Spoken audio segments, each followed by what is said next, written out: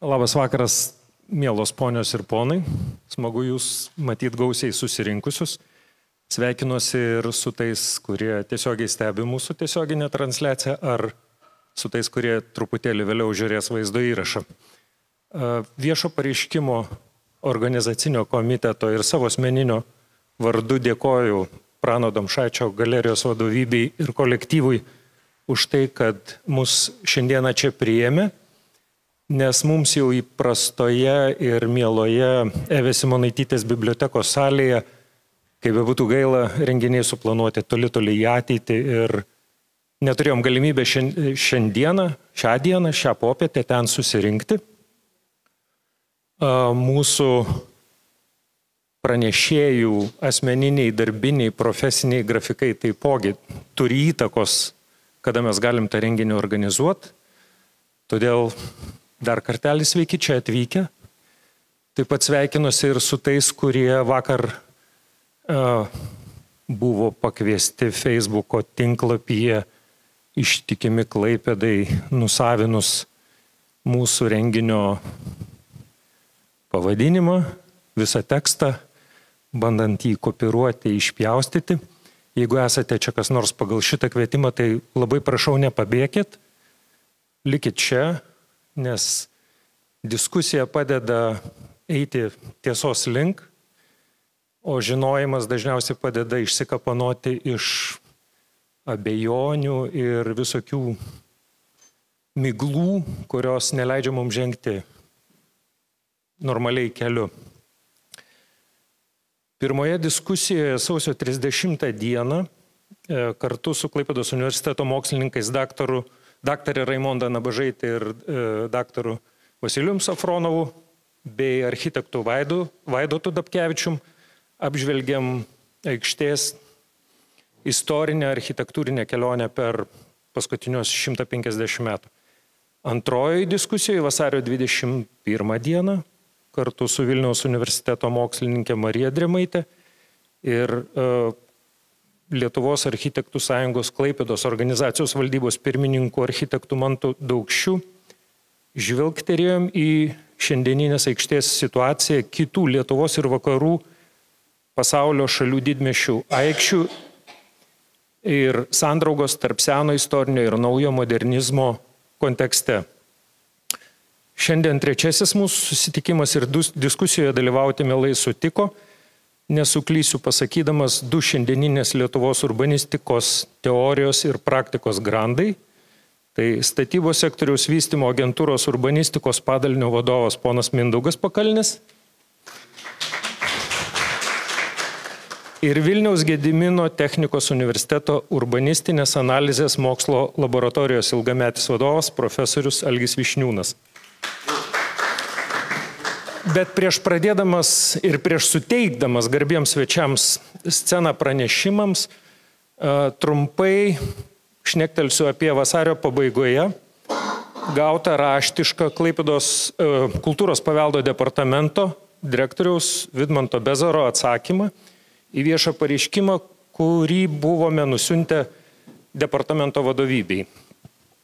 KPD pirmoji vertinimo taryba paskutiniajame posėdėje gruodžio 10 dieną savo sprendimu, gal paprastai žodžiais tariant, suskaidė atkastus pastatų fragmentus į 3 dalis. Vienus laiko nevertingais, didžiąją dalį, palei aikštės važiuojamąją dalį. Atkastų fragmentų vertinimą atidėjo iki bus atlikti pilni sklypo tyrimai, o dėl trečiųjų pasisakė, kad tai yra vertinga ir inicijavo apsaugos procedūrą. Faktas jau dabar yra aiškus, projektą reikės keisti, bet kokiu atveju ir kokia apimtim, koks jis pradėtas, jis tikrai negalės būti įgyvendintas. Priedo dar turint omeny, kad didžioji dalis atkastųjų fragmentų laukia savo įvertinimo ateityje. Mes nežinom, kokia yra pono Vaitkaus ir jo aplinkos nuomonė, kaip eiti toliau šituo keliu, nes nuo viešo pareiškimo įteikimo merui, savivaldybei ir tarybai o sekretoriate laiškas registruotas sausio 22 dieną numeriu RS7-339, praėjo 41 darbo diena, bet jokio atsakymo iki šiol nesulaukta. Galime tik konstatuoti, kad 23 mokslo, meno ir kultūros tikrosios mūsų inteligentijos rašytas žodis valdžios vyrams įspūdžio nedaro. Kovo 6 Lietuvos architektų sąjungos Klaipėdos apskrities organizacijos valdybos pirmininkas Mantas Daukšys į Klaipėdos miesto merą ir Klaipėdos miesto savivaldybę kreipėsi laišku, kurio turinys mums yra žinomas. Tame laiške buvo pasiūlymas šiandien ryte tarybos nariams susitikti su architektų bendruomenė, pakviečiant į tą susirinkimą mūsų šiandieninį svečią, poną Mindaugą Pakalnį. Tai ar galėčiau pasiteirauti, apie ką šiandien buvo profesionalų diskusija?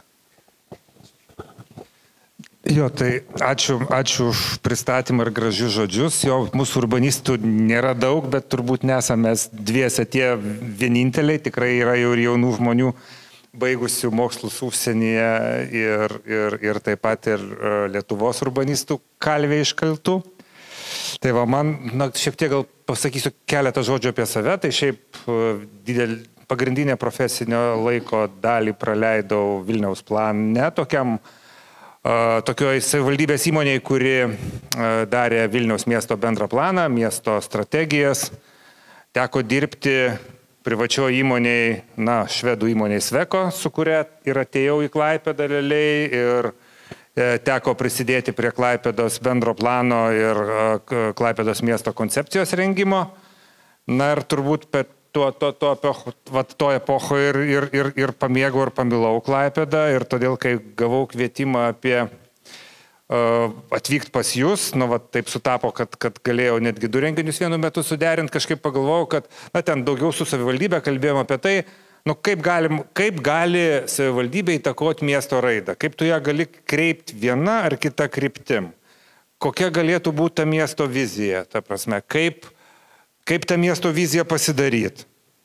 Tai kalba buvo apie tai ir aš tiesiog pabandžiau savivaldybei pasakyti savo santykį su miestu ir kokias turėčiau rekomendacijas, ką reiktų pasidaryti, kad nepadaryt kažkokių vienų ar kitų klaidų. Tai va, tai galėčiau dabar labai trumpai tai pabandyti perbėgti per tą, ką kalbėjom šiandien ryte, kad neliktų paslapčių, aišku, praleisdamas profesinę informaciją apie kvadratinius metrus ir kvartalų dydžius. Jo, kadangi tada jau reiktų, jau turėti tokią daugiau profesinę paskaitą. O aš daugiau papasakosiu apie jausmą ir apie tai, kokius scenarius galėtų turėti Klaipėda, kuri, smarkiai nukentėjo karo metais ir dabar savo identiteto ieško, jis ne iki galo atgautas. Tai aš pabandysiu tiesiog papasakot. Jeigu Google įvedam Klaipėdą, tai man išmetė va šitos 4 vaizdus. Ir aš tai pasakiau, čiagi tikrai yra apie Klaipėdą. Senas vokiškos kultūros miestas, Nerija ir pagrindinis Klaipėdos objektas delfinariumas. Turbūt didžiai Lietuvos daliai, tai Klaipėda yra apie tai. Kai pradedu žiūrėti miestą, analizuoti, pradedu paprastai nuo senųjų planų. Tai man labai iškalbingas buvo šitas Fürstenhofo padarytas Klaipėdos miesto planas, kur akivaizdžiai matosi ta idėja senųjų planuotojų, turbūt jų vardo nežinom, kas šitas buvo gotikos laikais tą planą nubraižęs, bet yra pilis, yra pagrindinė plati gatvė, vedanti link bažnyčios, ar ne, yra 2 galios centrai ir juos jungianti pagrindinė ašis ir tada kita gatvė vedanti link upės. Tokiu būdu ta kompozicija jau tada buvo mąstyta ne tik tai per grinai funkcionavimą, kad reikia gatvių, bet ir per miesto ideologiją, ar ne? O kur čia įsidėstys tie miesto galios centrai? Paskui miestas toliau augo, 23 metų planas, tai vėl miestas pabėgęs į šiaurinę dalį ir jau tada, kur dabar vyksta diskusijos šitoje aikštėje, jau jinai buvo svarbi miesto dalis.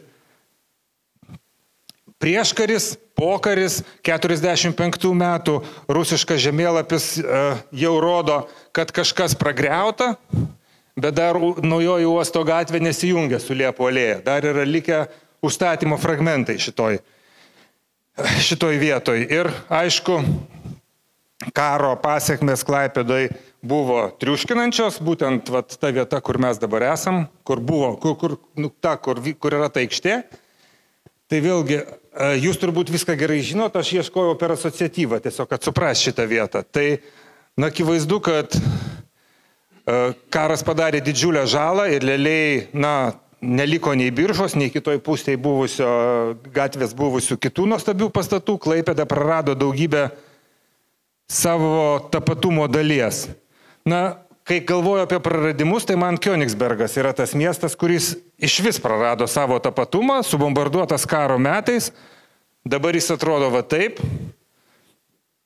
Ir realiai ten, kur mes turėjom pilną gyvybės miestą, jo erdvių sistemą, dabar turim didelį parką, kas buvo tikslingai padaryta, kadangi šiek tiek domėjausi to miesto istoriją, tai radau vyriausio architekto ten pokarinio laišką į Maskvą, kuris sakė, kad jau baigiam išginti šito miesto prūsišką dvasią.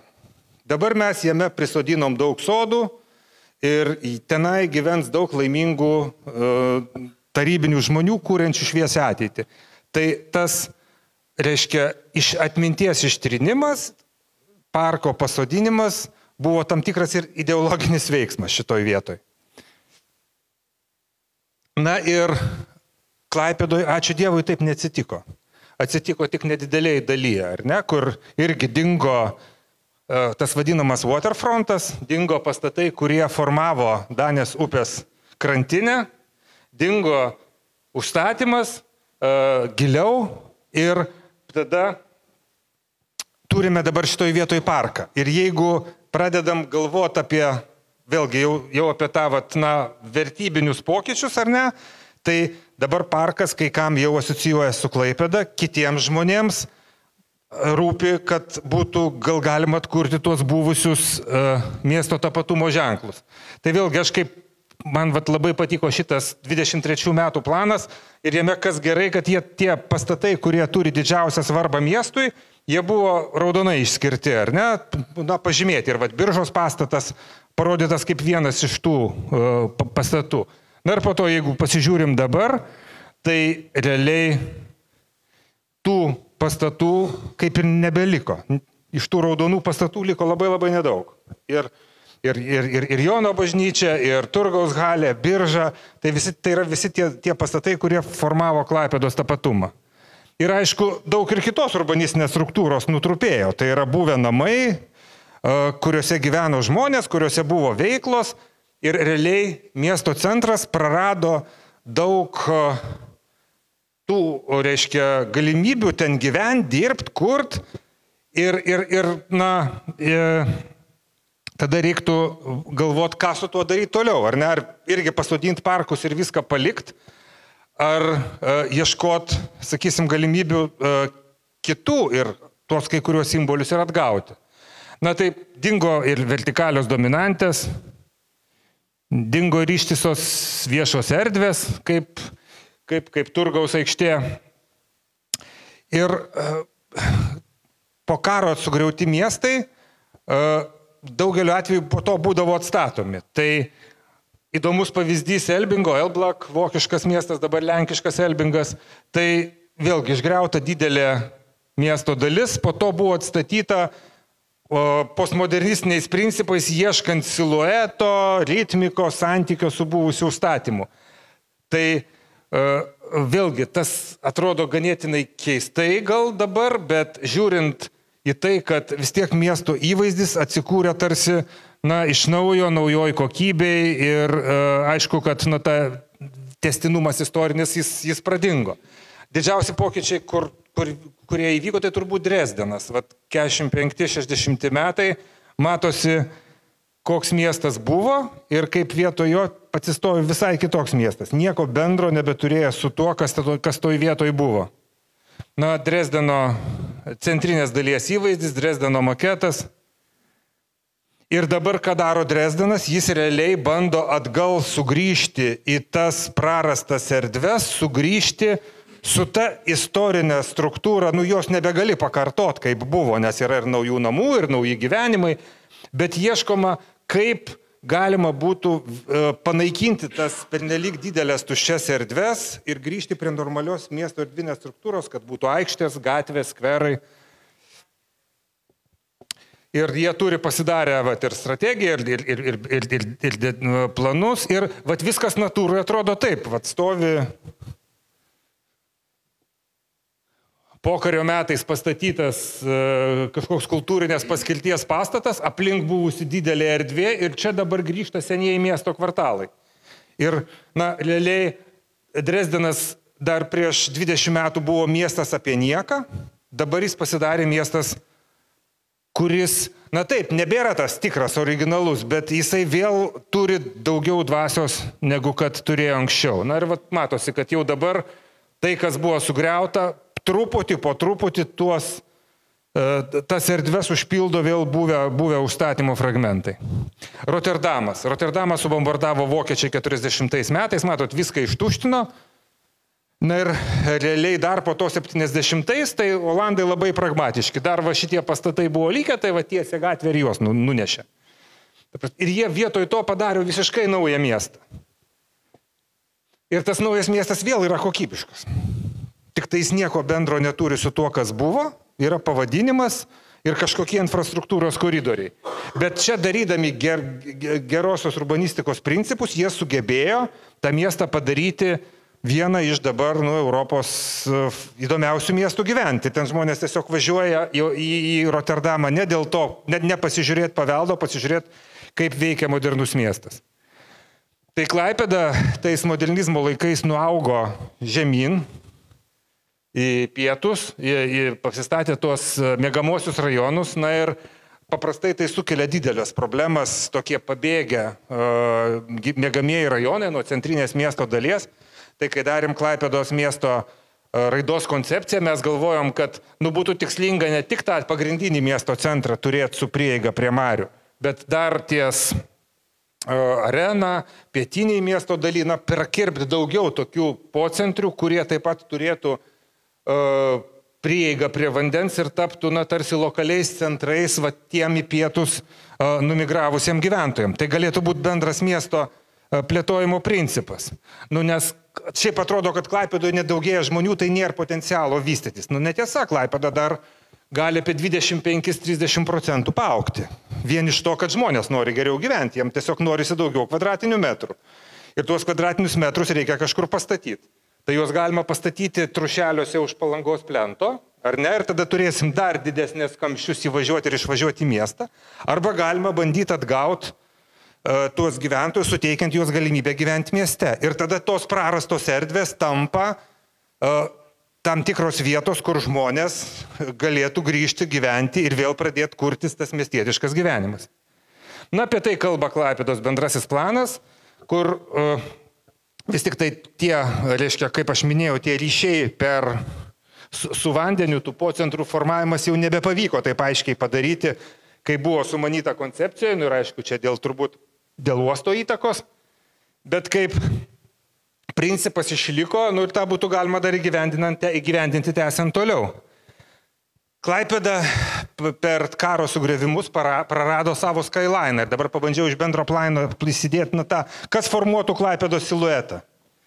Nes tai vis tiek tai buvo seniau senamiestis ir keli pagrindiniai bokštai, dabar įdėtas toks kryžius pastatų, kur tarsi galėtų būti aukštybiniai pastatai, bet man atrodo, realiai tai nes koncepcijos aiškesnės, kad suformuot, sakysim, atvažiuojant nuo Lietuvos į Klaipėdą arba judant pačiom Klaipėdos vidiniam gatvėm, čia nesimato, čia daugiau tokios galimybės, kad aplink šis miesto galim pastatyti namų, bet namų pastatymas tai jisai neįsprendžia to, kad mes turėtumėm suformuoti tada erdves, kuriomis žmonės ateitų iki marių, iki pagrindinių gatvių, nes viešos erdvės yra tai, kas žmonės telkia ir tai, kas juos padaro, kaip bendruomenė. Dar kalbėjau apie tai, kad labai svarbu išsaugoti vietos kontekstą, darant kiekvieną pokytį mieste. Ir aš susiradau bent 6 skirtingas užstatymo tipologijas. Senamiestis, naujamiestis, vilų kvartalėliai, modernizmas. Blogiausiai atsitinka tada, kai mes su tokiais užstatymo principais ateiname į istorinę aplinką. Ir, vėl, ta aikštė tai toks yra modernizmo santykis su istorinė urbanistinė struktūra. Ir tą įspręsti paprastai nėra taip paprasta. Dar kalbėjau apie tai, kad reikia bandyti mieste padaryti kuo daugiau funkcijų. Tai yra, Klaipėda ypač šitoj vietoj buvo, vienoje vietoje gyvenom, kitoje vietoje dirbam ir žmonės priversti visą laiką judėti. Dabar ta gamyba daugeliu atveju nebe tokia tarši, mes galim gyventi arčiau tos vietos, kur dirbam. Dar kalbėjau apie tai, kad jeigu norim Klaipėdą išlaikyti gyvą ir ją skatinti, tai turėtumėm galvoti apie jos tvarų tankėjimą. Atrodo, miesto tankinimas labai, pavojinga tema, ypač kalbant su tokia auditorija kaip dabar, ar ne? Nes, nestatykit jokių naujų namų, nes visi nauji namai yra blogis. Labai dažnai girdisi iš tokių viešų diskusijų. Bet dažnai per tankėjimą sukuriama vertė. Vilniuje Dominikonų gatvėje pastatai stovėjo galais į gatvę, tarp jų buvo plyšiai. Vėliau jie suaugo į perimetrą ir tas perimetras dabar tapo pasaulio paveldo objektu, kai kuriuos dar matom šitos reliktus tos urbanistinės struktūros. Bet seniau pagrindinė Vilniaus Rotušės aikštė atrodė kažkaip taip, kaip Kėdainiuose. Kadangi miestas augo, erdvės užsipildė ir tai dabar yra pasaulio paveldo objektas. Tai tankėdamas tu gali sukurti vertę, ne tik ją sunaikinti. Ir kai diskutuojam apie tankinimą, čia turiu Vilniaus pavyzdį, kadangi Klaipėdai tokių aštrių pavyzdžių nėra, bet šitoj vietoj, kyla diskusija, tai statom naujus namus, bet statistika rodo, kad mažėja gyventojų. Tai kaip taip gali būti? Priežastis labai paprasta, kadangi didėja vienam gyventojui tenkantis kvadratinių metrų skaičius. Nuo 16 iki 32 kvadratų Lietuvoje daug maž vienam žmogui išaugo. Tai jeigu mes nepastatom naujų namų, tai miesto dalis pradeda tuštėti. Mažiau žmonių. Mažiau žmonių, tai mažiau paslaugų. Išsikelia barai, užsidaro kavinės, nes mažiau klientų. Tai jeigu nori išlaikyti tam tikrą žmonių skaičių tam tikroje vietoje, tu turi augti po truputį ir viduj, ne vien tik statyti naujus namus miesto išoriai. Ir miesto kompaktiško vystymo bendruomenė yra ir tokie, ne tik tai miesto kompaktiško vystymo priešininkai turėjo pasidarę tokią schemą, kur tas pats žmonių skaičius susigrūdęs gyvena mažam namelėje ar gyvena dideliam name, gyvenimo kokybė labai smarkiai skiriasi. Bet jeigu mes neleidžiam pasistatyti normalaus būsto, žmonės yra pasmerkti gyventi tuose mažuose ir nebetinkamuose plotuose. Dar skatinau savivaldybės žmonės galvoti apie nestandartinius sprendimus. Nes mes visi žinom, teisės aktai, drausti, neleisti, nedaryti, o kai kada reikia skatinti padaryti. Tai Vilniuje naudojam tokią vėlgi metodiką, kad kai pradėjau dirbti vyriausiu architektu, paprastai čia visada atsirasdavo garažai. Nes labai patogu, parvažiavau ir užlipau ir miegu. Atėjau ir išvažiavau. Kai pradėjau su tuo kovoti, buvau labai vienišas lauke, nes teisės aktai leidžia, ko tu čia kabinėjasi, Ir tada sugalvojom, kad mes pradėkim skatinti. Jeigu tu padarai atvirą pirmą aukštą ir ten padarai įėjimą, tai tada tu gauni 10% daugiau kvadratinių metrų galimybę pastatyti. Tai jeigu tai yra 7 aukštų namas, tai tas vienas aukštas gaunasi kaip padovanotas. Iš pradžių sakė, nieks neveiks, nieks nepirks, nieks nesinuomos, niekam neįdomu, visi prekybininkai prekybos centruose. Ir staiga pasimatė, kad čia atėjo smulkus verslai, kirpyklos, siuvyklos, kavinukės ir tie žmonės, kurie čia gyvena, gavo paslaugas. Ir užsisuko visas kitokio gyvenimo mechanizmas mieste, ne vien tik prekybos centras ir namai. Čia yra lokalios įstaigos, kurios dirba su lokaliais gyventojais. Ir kažkaip per visą savo darbą priėjau prie tos išvados, kad realiai modernizmas, tas, kuris atsitikęs ir Klaipėdoje, padarė didelę žalą miesto struktūrai ir gyvenimo būdui. Mes per daugelį metų, per tūkstantmečių žmonės supranta, kokio tipo erdvės yra gatvė, aikštė, skveras, parkas. kokios yra mano erdvės, mano kiemas, mūsų kiemas kaip bendruomenės.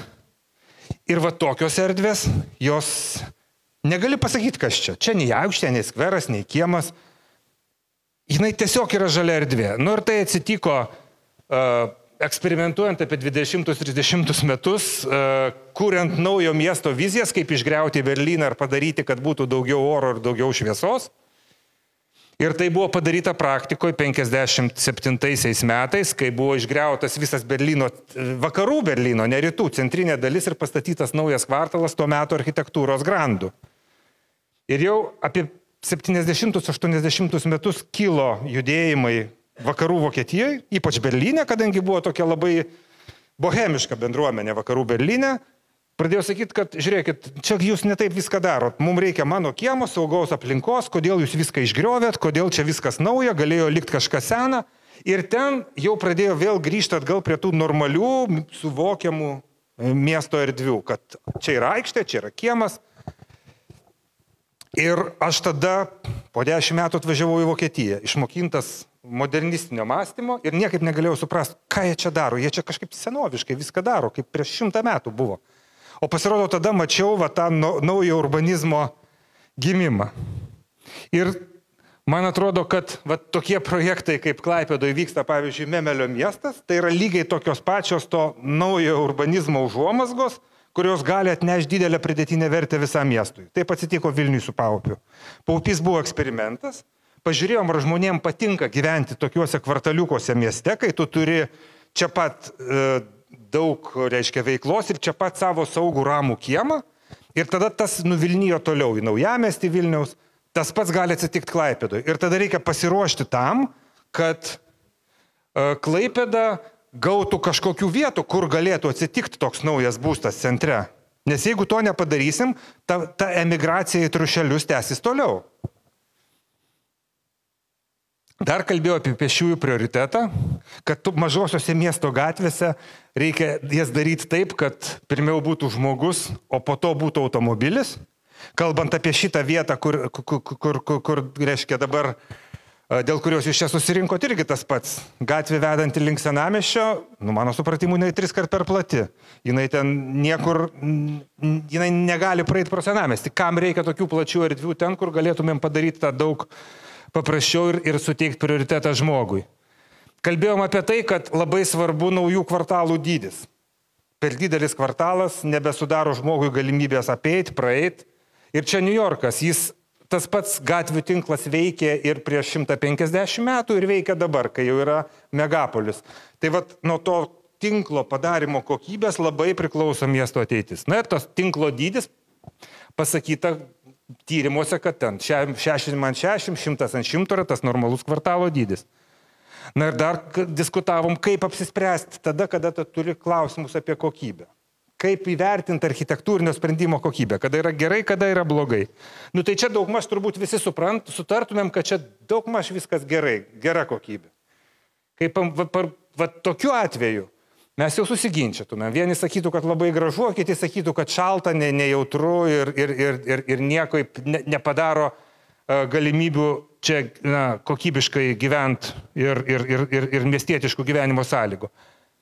Apie kokybę kalba architektūros įstatymas, bet čia sausos formuluotės. Ir tada, kai kalbam apie kokybę, galėtumėm pasitelkti, vėlgi, tuos tyrimus, kurie daryta. Tai kadangi kalbam apie viešos erdvės kokybę, Gėlis yra įverdinęs, čia vienas iš tokių garsesnių šiuolaikinių urbanistų, kad žmogus erdvę vertina per jausmą. Ar aš esu saugus, ar man ten komfortiška ir ar aš turiu pasigėrėti kuo ir toj vietoj pabūti. Šitie dalykai sukuria tavo asmeninį santykį su ta erdve ir tai yra tas, dėl ko tu ateini arba neteini. Jane Jacobs, garsiojo modernizmo kritikė, ar ne, tai irgi visuomenės veikėja, kuri kovojo prieš greitkelius New York'e. Jinai rašė, kad norint padaryti gerą miestą, reikia mišrumo, nedidelių kvartalų, reikia išsaugoti tai, kas toj vietoje yra vertinga, ir reikia koncentracijos, tankumo, reikia žmonių skaičiaus, kad miestas veiktų, nes atskirtis jinai bendruomenės nekuria. Ta pati toliau kalbėjo Gėlis savo minkštų kampų teorijoje, vėlgi analizuodamas viešas erdves, kad kai tu eini palei pastatą, tau reikia, kad būtų aktyvus pirmas aukštas, reikia daug vertikalaus skaidimo, daug įėjimo, kad tiesiog nebūtų nuobodu eiti vieną autobuso stotelę pagal tą pačią pastatą, kad tu turėtum, kad vaizdas keistųsi, kad turėtum santykį su pastatu. Reikia pirmo aukšto transparantiškumo, kad žmogus būdamas viduj mato, kas yra laukia ir pasaugo tą žmogų, kuris yra laukia. Nereikia policininko. Tiesiog žmogus dirbdamas biure stebi aplinką, kuri yra aplinkui. Ir reikia, kad už kiekvienų durų veiktų skirtingos funkcijos. Tada ateina skirtingi žmonės, jie susitinka ir tada gimsta bendri interesai ir gimsta bendruomenė. Ir visą tą gerai aprašė vienas iš Jano Gelio irgi mokinių. Yra tokia knyga Soft City, jeigu kam įdomu apie urbanistiką, siūlyčiau pasiklausyti, kaip jisai pristatinėja tą savo knygą, YouTube'e galima rasti. 1,5 valandos tokios geros urbanistinės edukacijos. Jisai kalbėjo apie tai, kad labai maži daiktai gali labai daug pakeisti. Skylė sienoje gali pakeisti santykius tarp žmonių ir sukurti erdvę vien dėl to, kad jie per tą skylę gali matyti vieni kitus. Jis kalbėjo apie tai, kad reikia mažiau persiliejančių erdvių ir daugiau tokių erdvių, kur mes žinom, kad čia yra mano gatvė, o čia yra mano kiemas. Čia yra mūsų, o čia yra mano.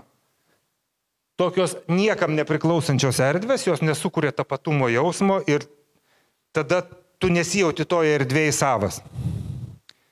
Jis kalbėjo apie tai, kad reikia nuo pavienių pastatų eiti link kvartalų, kad nereikia pastatų krūvų projektuoti atitvertų tvoriomis, ar ne? Čia trūksta vienos gatvės ir tai būtų panašiai tas pats. Bet čia yra žmonės, kurie gyvena už tvoros, o čia yra žmonės, kurie gyvena kvartaluose, išeina į gatvę ir kartu turi savo saugų kiemą. Jis kalbėjo apie tai, kad reikia funkcijas maišyti ne tik ant žemės, ar ne, čia gyvenamas pastatas, čia komercinis, bet pačiam pastate jau reikia daryti funkcijų miksą, kadangi, mes, kaip jau sakiau, nebegaminam purvinomis technologijomis. Ir jis kalbėjo taip pat, kad reikia nuo negyvų uždarų pirmųjų aukštų eiti link atvirumo. Labai daug apie tai kalbėjau, ar ne? Kodėl svarbu turėti tą gyvą pirmą aukštą. Geras pastatas, bet pirmam aukšte įrengtas garažas užmušia gatvę. Kitoj pusėje kavinė, o šita pusė yra mirusi.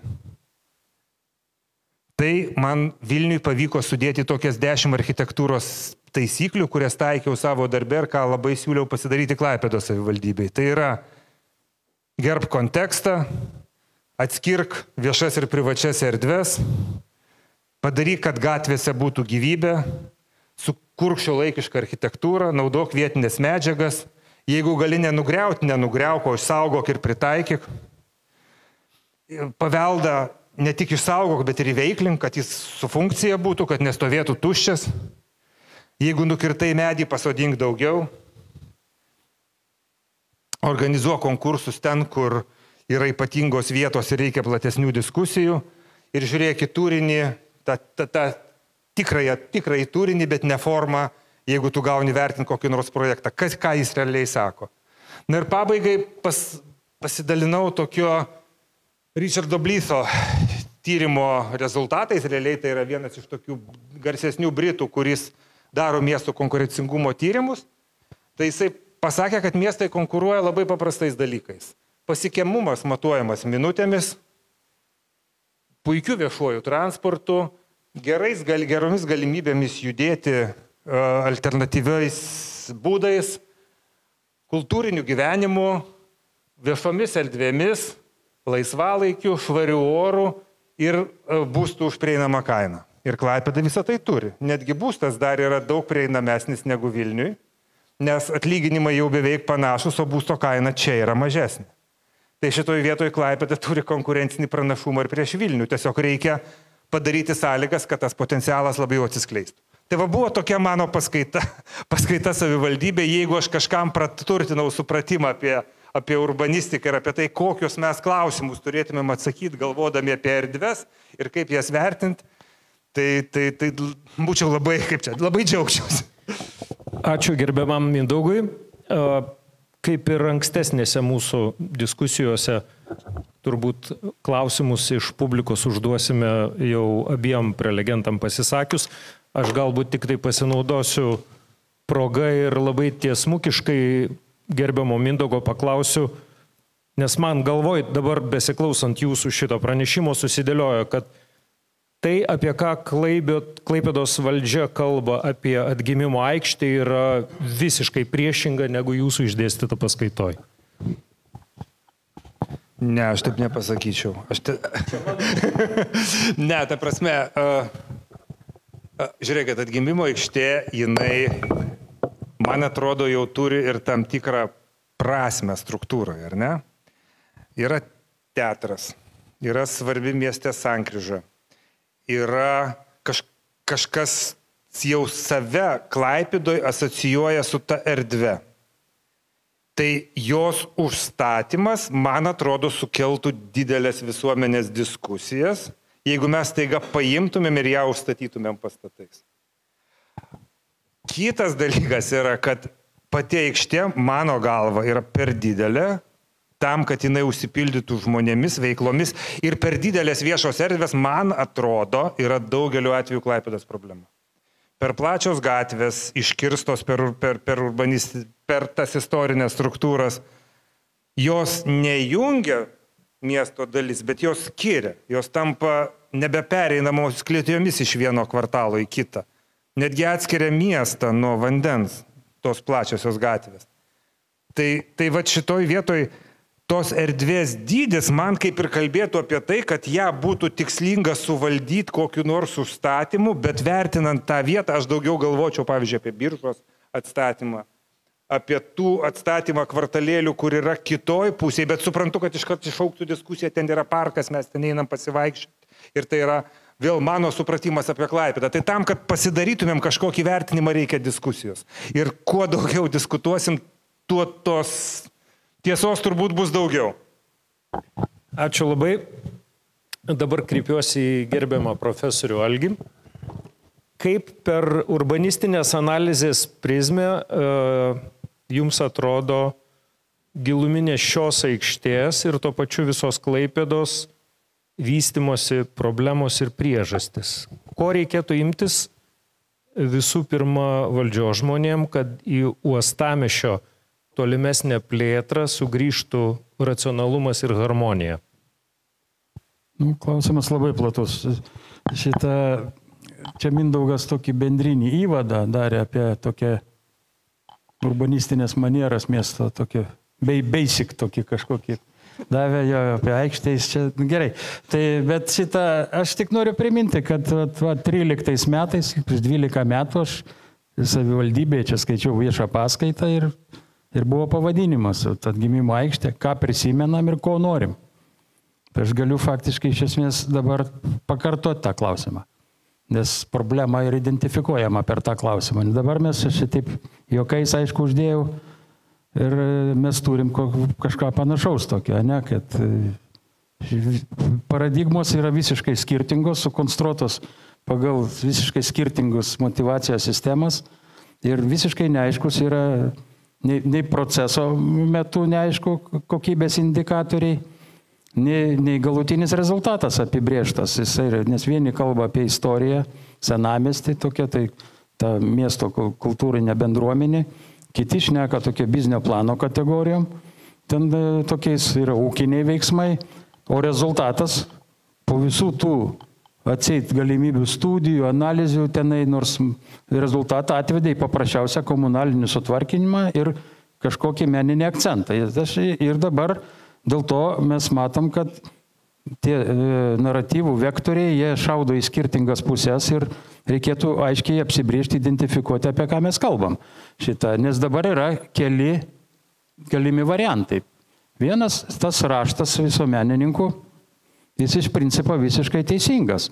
Yra ta, ką jie sako, aš absoliučiai sutinku, bet esmė yra tame, kad jeigu neužkliudytų archeologijos paveldo, tada tas rezultatas būtų geras viršuje. Man atrodo, jo vertė yra ne tame, kad jis duoda kažkokį atsakymą, bet jis inicijuoja problemą, kurios iš esmės buvo vengiama. Pagaliau pirmą kartą atsitrenkta konkrečiai į tą vietą, kur tai buvo visiems viskas aišku, bet buvo pirmą kartą aiškiai dabar konkretybė.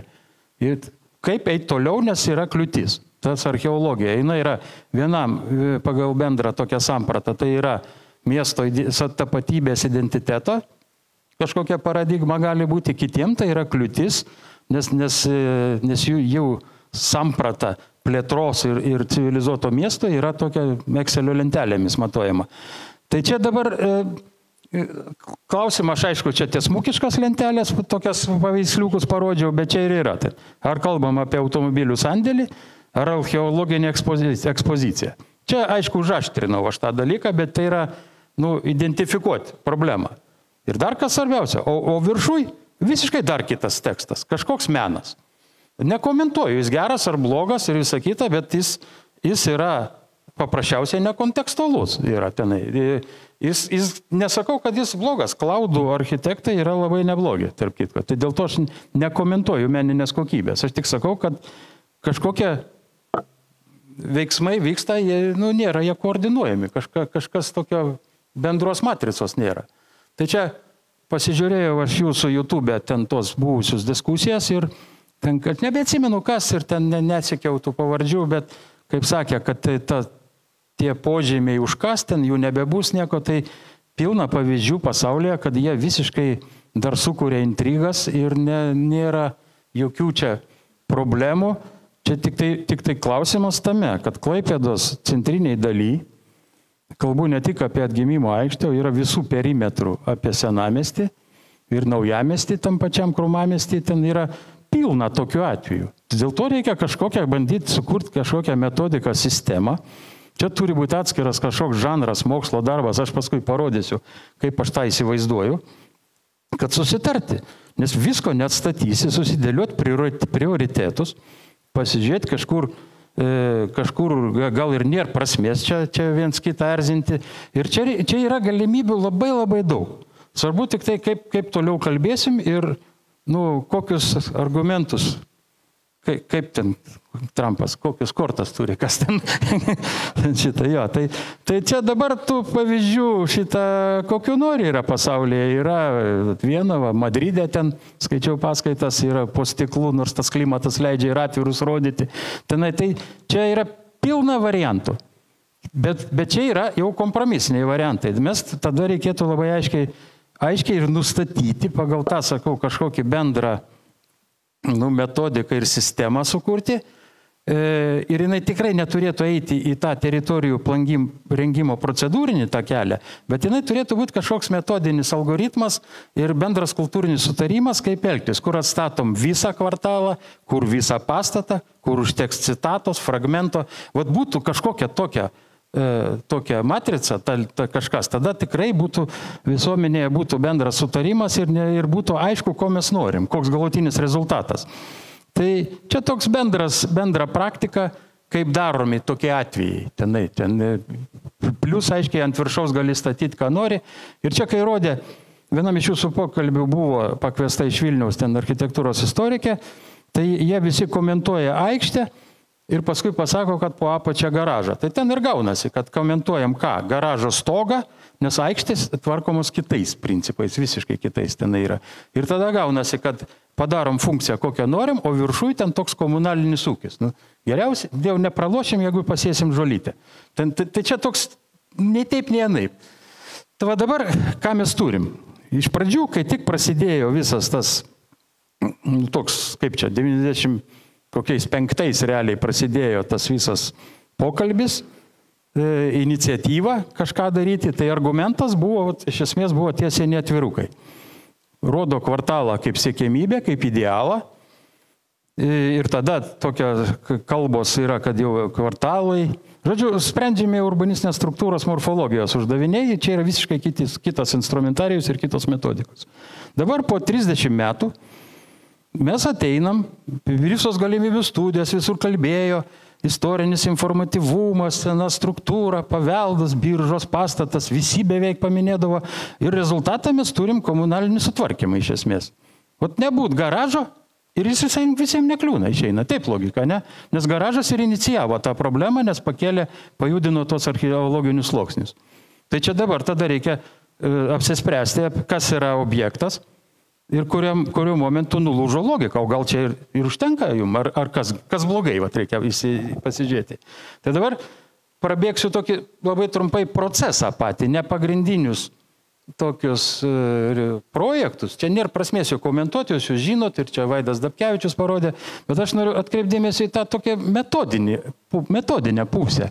Ir čia tikrai jokių personalinių špilkų niekam nemėtau, bet čia reikia tos žinot dalykus ir suprasti, kad reikia kalbėti visiems urbanistinės morfologijos, o ne tokio, ne viešųjų ryšių kategorijom. Nes tas pats, kur Mindaugas mini Jan Gell, jis yra to miesto humanizavimo ideologas, bet jis ateina į faktiškai suformuotas erdves ir jas tvarko.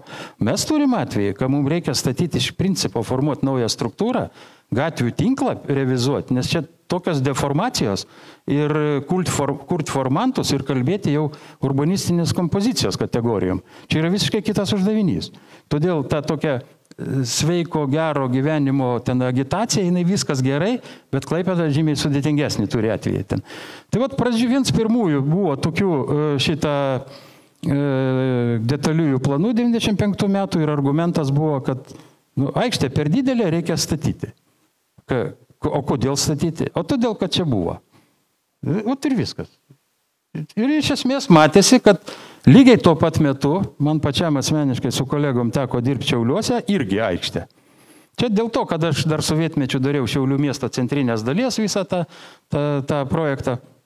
Šiauliuose mes kaip darėm? Mes darėm maketus, mastelis prie 200, jeigu sako kam nors ten, tai 2 ant 3 tokie buvo didžiuliai tenai maketai ir buvo kalbama erdvinės kompozicijos kategorijom. Ašis, formantai, erdvės proporcijos, požymis, viskas buvo dešiniai matot, erdvinė kompozicija.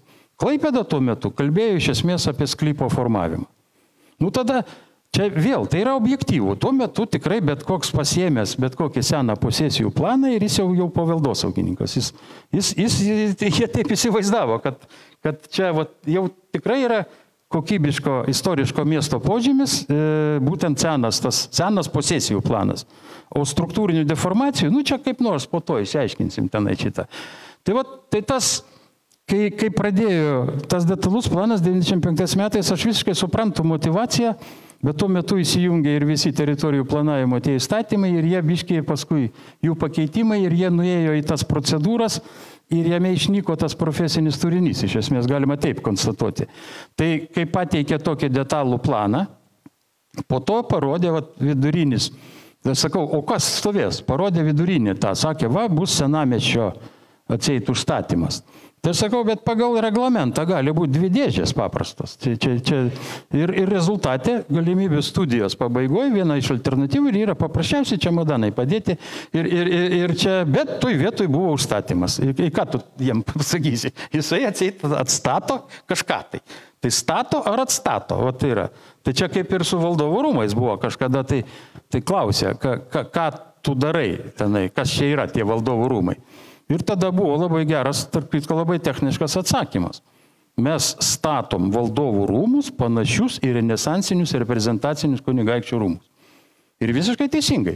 Jie paskui atstatė autentiškom technologijom, dar tenai bandė tą, jau maksimumą tikrai padarė ir rezultatas gali būti toks, bet tiek to jau. Tai Klaipėdai tuo atveju darė, tokį klaidų kaskadą tiesiog netgi. Jie tą dalyką vežiojo po kanus visokius tenai ir kai visi, kažkur tai, kai visi, ypač vokiečiai, visi tenai savo archyvuose viską turi, ten netgi Wikipedija yra, pasižiūrėkit, yra puslapis tenai, ir visą biržos pastato, viskas ten sudėta yra tenai, ko nori, ir tie važiuoja, pilį tokią nuveža, pavyzdžiui, Vakarų Europą, ir čia tie. Ir paskui tokias, suprantat, tokie nerimti, tokie dalykai, kai mes daro bendrą planą, čia 97, man atrodo, metai, ir vieną sklypą komentuoja. Ir šneka apie rotušę, o uždėta K raidė, kuri yra aiškiai komercinė paskirtis. Tokia, ir tada traukai pečiais, tai kažkur turi sustoti ir grįžti į pradžią ir daryti kažkokią aiškiai metodologinę prieigą, apsitarti kažkokias kompetencijas, kas kaip vertins, kaip aprobos tą dalyką ir eiti toliau. Tai čia dar ne vėlu, čia sugaišom laiko, pasibarė visi, bet yra būdų, kaip tą padaryti, tikrai yra.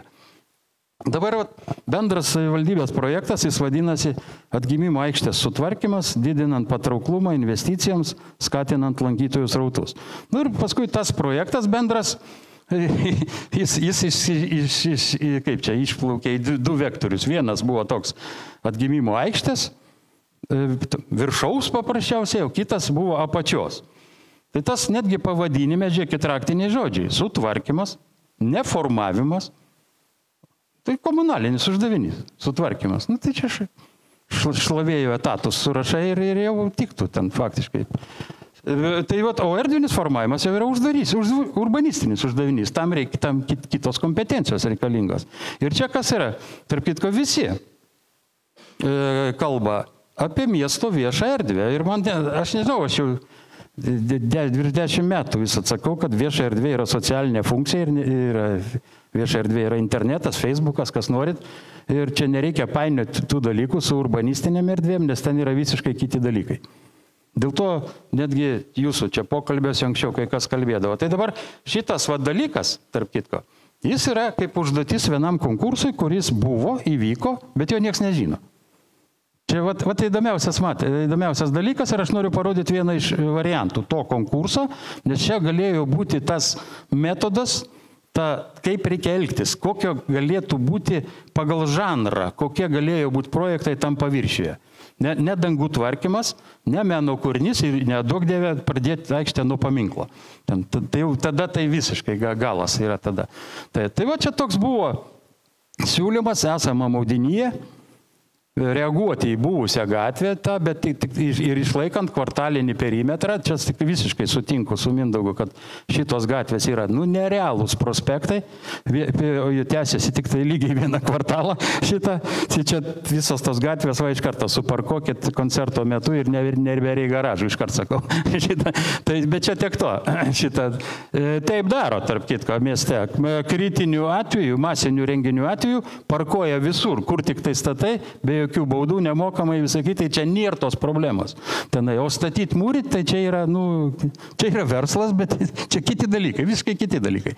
Tai toks, kad aiškiau vaizdelius, gal net ir tokį parodyti vieną iš variantų.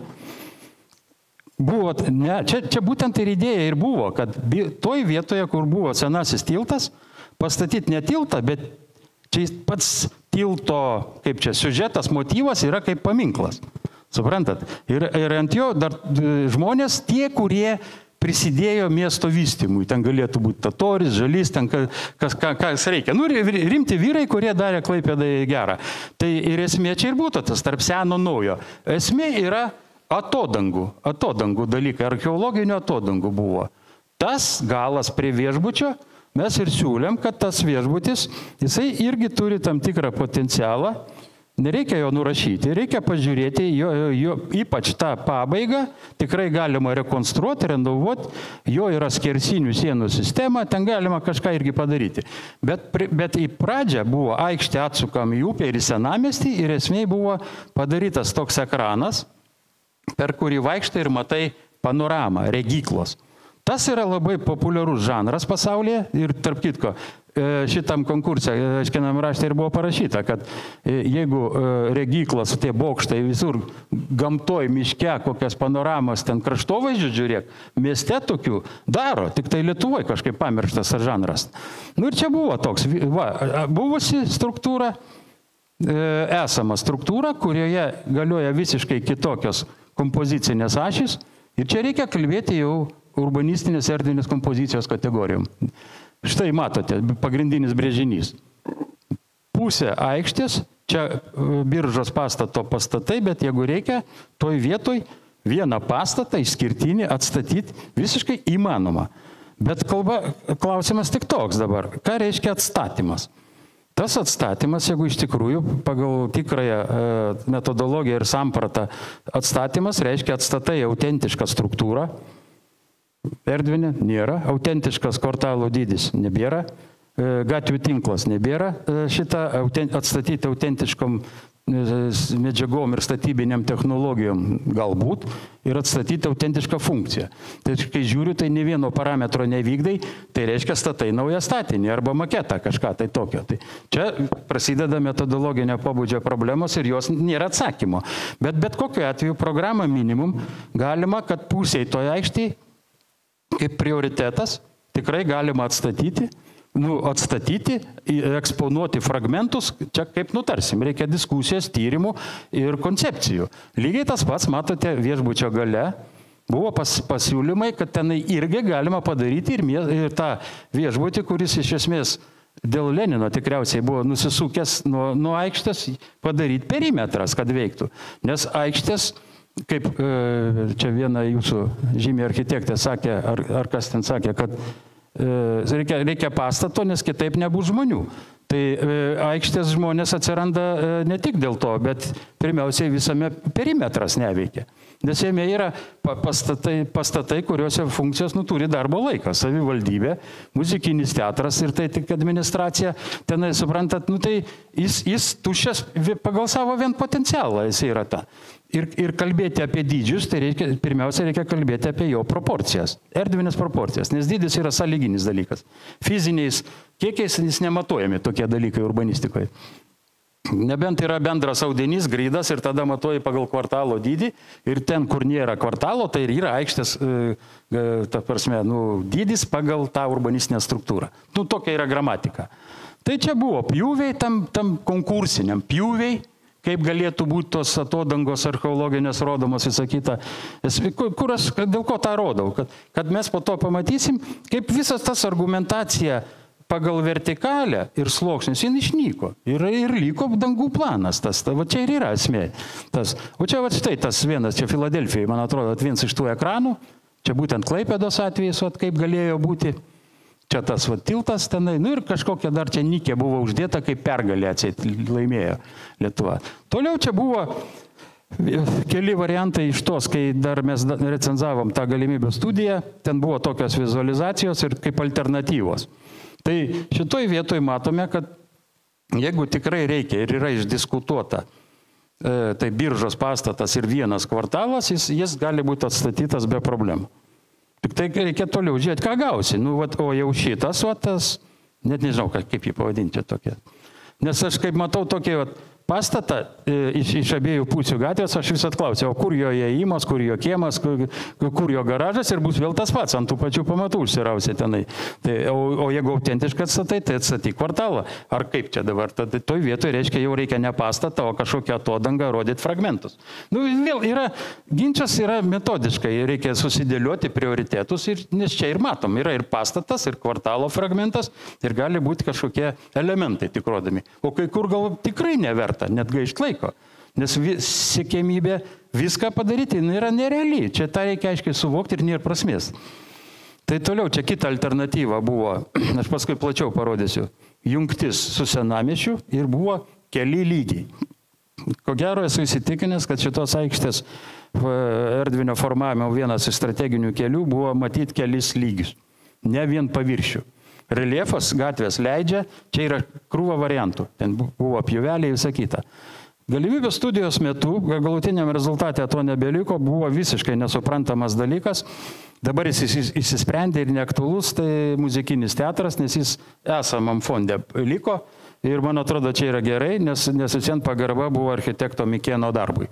Tai buvo vis vien to sovietinio periodo, pakankamai geras architektas, jis ir Panevėžio teatro pastato autorius yra toks rimtas vyras buvo. Tai čia matosi, kaip yra gramatiškai nelabai teisingai, kai yra kvartalas, yra modulis kitas užstatymų ir yra vieną unikalų objektą, užaugina iš kvartalo. Tai jeigu tokį dalyką daryti, tada jis turėjo būti kur nors prie marių ir būtumėm Oslo operos atvejį turėję unikalų pastatą siluetę ten.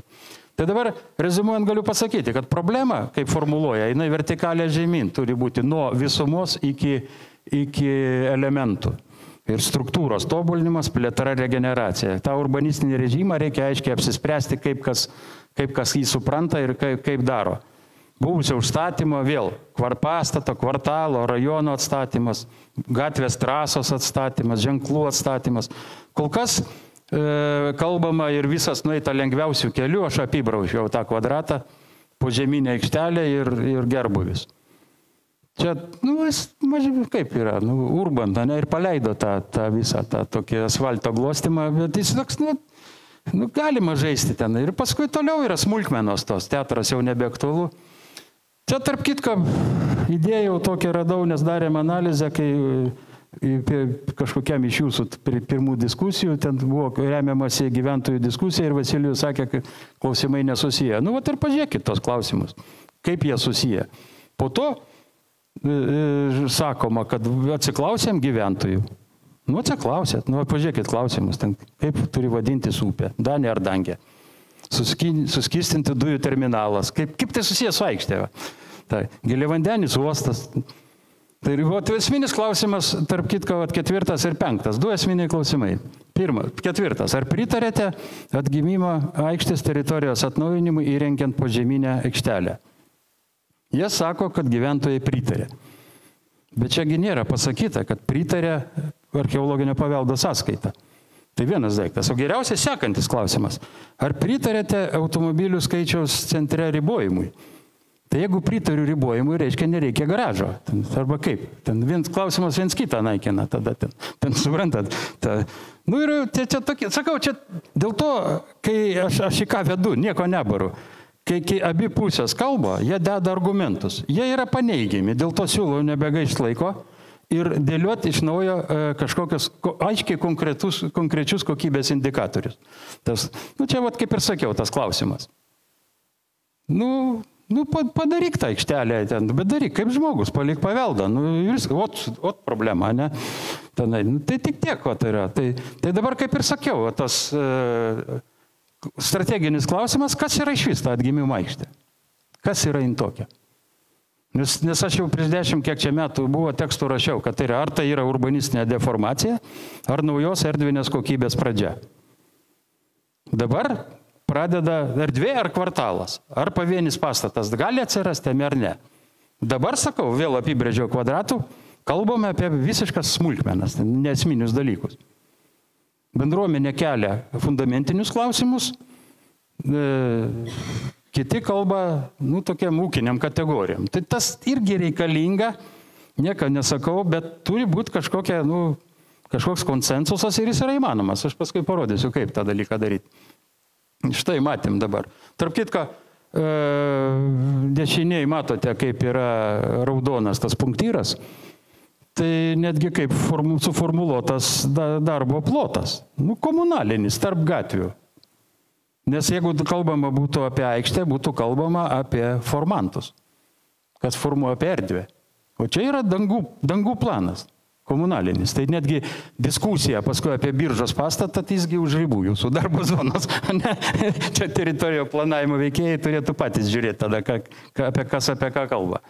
Čia buvo paminėtas, ne dabar, per kažkurioje iš jūsų diskusijos buvo paminėtas darbas tas 95 metais, kurį užsakė savivaldybė ir atliko profesoriai Bučas ir Miškinis. Šitas darbas yra nepaprastai įdomus ir noriu atkreipdėmėsi, kad jį darė architektai. Dėl to jie kitaip mato tą struktūrą urbanistinę negu istorikai. Jie nedarė tokią inventorizaciją tradicinių tokių, kaip čia būdų, sudeda tą domenų bazę, padaro kažkokias išvadas, bet jie pasiūlė tam tikrą, mato, teritorijų režimą, kaip čia pasakyti. Jie vertino pagal vertes ir viena iš verčių buvo ne tik išlikimo, meninio išraiškingumo, fizinio stovio, bet ir architektūrinės urbanistinės koncepcijos kokybės, meniškumo dalykus. Dėl to, pavyzdžiui, kaip matote, jeigu dabar galioja, kairiai tą schemą matote, yra tas gelsvas apačioj plotas, yra formaliai tai yra ta senamiesčio teritorija, bet tai yra teritorija, kuri turi tik tai tą statusą. Morfologija, jeigu žiūrėti, kvartalų, ten į tą visą elementus urbanistinės struktūros, nieko bendro. Jos perpjauna būtent tą bastioninę sistemą. Dėl to reikia aiškiai sutarti, kas yra senamiestis. Tai nėra teritorijos statusos dalykas. Tai reikia urbanistinę struktūrą ir tą 3D matyti. O viršui, tai yra aiškiai, jau yra faktas, kad tai yra visiškai kitas rajonas.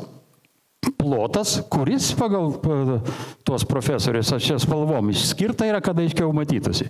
Pačios vertingiausios zonos yra geltonos. Raudonos yra, kur yra vertybės, bet jos yra pažeistos. Pilka, reikia tom teritorijom naujų, iš principo, jas reikia iš naujo išplanuoti, sukurti kažką tai. Ir čia yra esminis dalykas. Čia siūlė profesoriai po 30 metų, aš siūlau, va čia yra raktas, kaip toliau kalbėti. Ir čia galėtų būti taip, kad ten, kur yra geltona, ten reikia kalbėti maksimaliai autentikos kategorijom. Tuose raudonose zonose jau yra kitas režimas ir kalbame apie naują architektūrą istoriniai aplinkoj. Čia yra kitas žanras. Todėl, va čia jau ir gaunas paradoksas, kad jeigu atgimimo aikštėje mes galim kalbėti apie naują architektūrą, ten paskui, kas kokią moka, aišku, tenai, tai dėl to, kai ir mes sutikdami su tokiu režimu, ateinam ir sakom, mums reikia biržos pastato, būtent seno ir būtent tokio pat. O senamiestyje, kai aš pamačiau, ką ten prie parodų rūmų paišo kokią architektūrą, čia susitarkit su savim, gerai, ten kur darom tą senamiesčio autentiką, nes apversta logika gaunasi. Tai o šitose plotose, pagal kokybinius parametrus išmatuotus ir urbanistinę struktūrą, kriterijus yra miesto erdvinė struktūra. Reikia žiūrėti pagrindinės tas erdvinės arterijas, tiek upės, tiek Manto gatvės. Čia, štai aš padidinu tą plotą ir matote, tas pilkasis plotas yra senamiestis, atseit, nors jį kerta bastionė sistema ir čia yra senamiestis, tada reikia suprasti kaip sistema, kurios pagrindiniai elementai yra citadelė, stačiakampis gatvių tinklas, tas kardų dekumanos ir visa fortifikacinė sistema. Todėl atgimimo aikštė šitoje vietoje, jinai, man atrodo, yra ne senamiesčio struktūros dalis, o miesto erdvinio karkaso dalykas.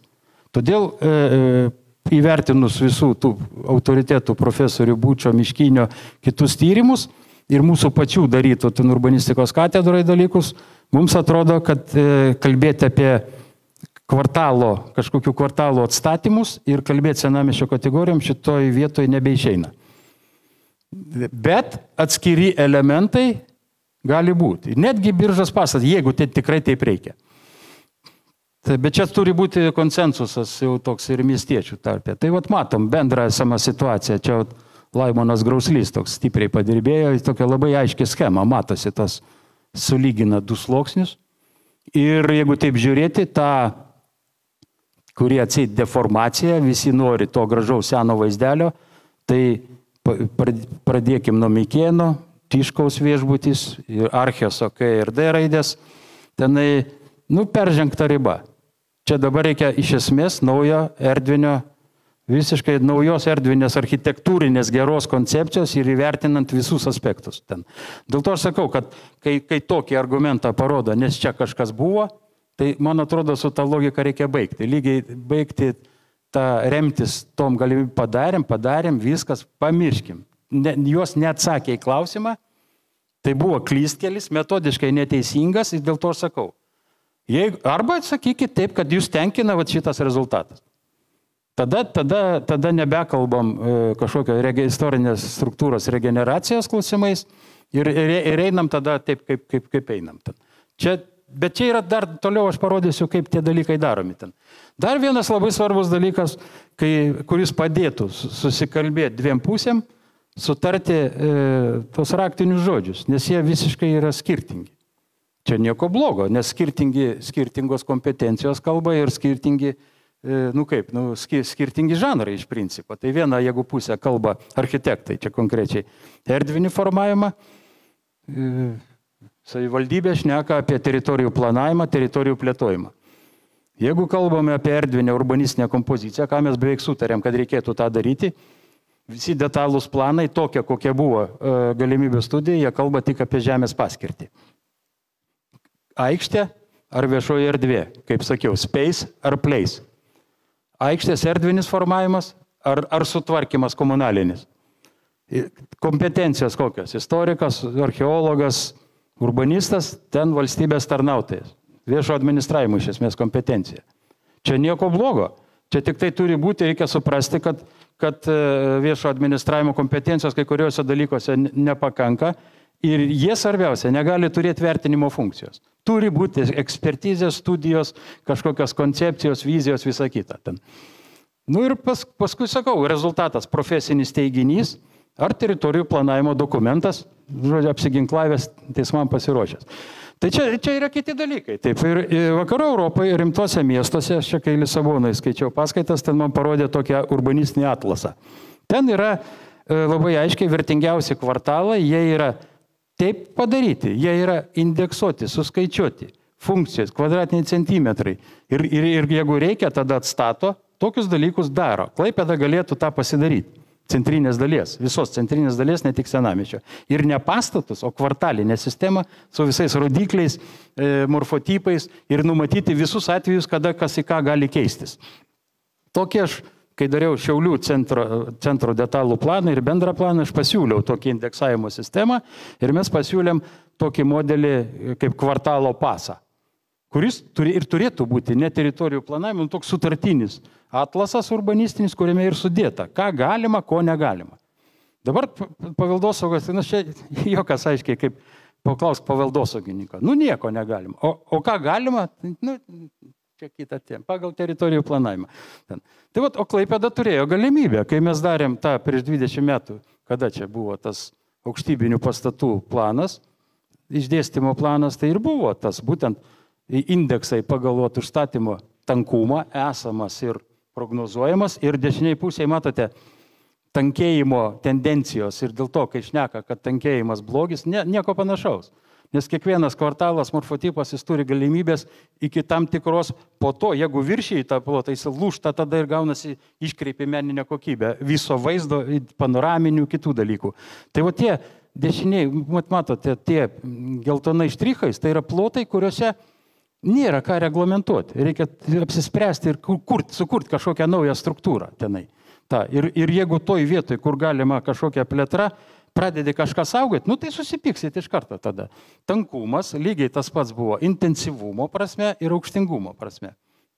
Ir buvo lentelės aiškiai sudėtos ir aprašoma, kada vienas morfotipas gali keisti kitą, kada gali būti vertikalės, kada negali, kada taip, kada reikia koncepcijos. Tai šitą dokumentą savivaldybė turi, o kurį padėjo, nežinau. O ten turėtų būti daug atsakymų, suprantat? Tai jau antras atsakymas. Pirmas, profesoriaus Bučo pakelkit su Miškiniu tą studiją, ten puikiai padaryta.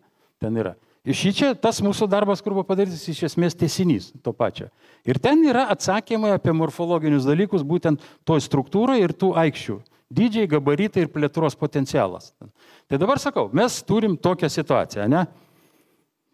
Kažkoks tas pasikeitęs gatvių tinklas, turim kažką tai ir kažkas labai nori biržos pastato ir saugot paveldą archeologinį. Tai kaip toliau elgtis, pavyzdžiui? Ką daryti? Kaip toliau kalbėti?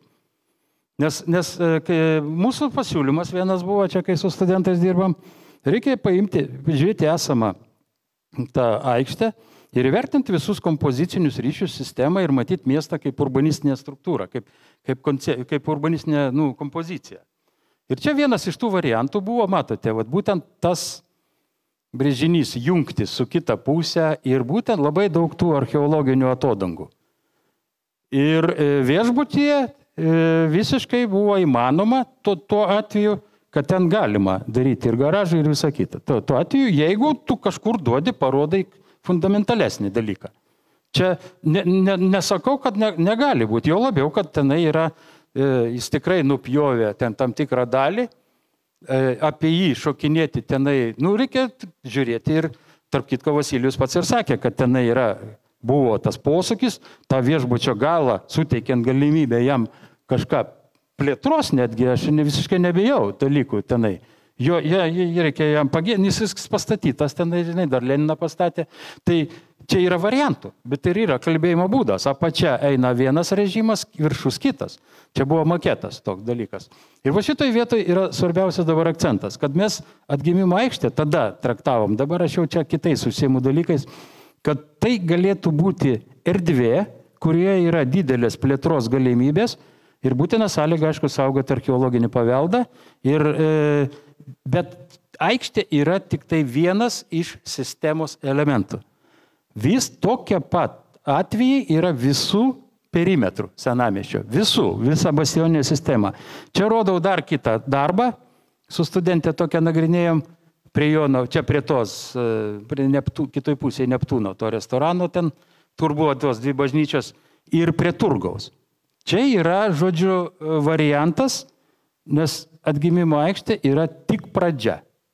Tik pirmas iki ir labai laiku susigrėbėt ir problema identifikuota, dėl to reikia daryti kažkokį bendrą strateginį, kažkokį viziją, dokumentą, mokslo darbą, čia kaip pavadinsi tą, ir susitarti dėl prioritetų. Nes ir čia nėra tas režimas absoliutaus saugojimo. Esmė ir yra plėtros ir apsaugos balansas.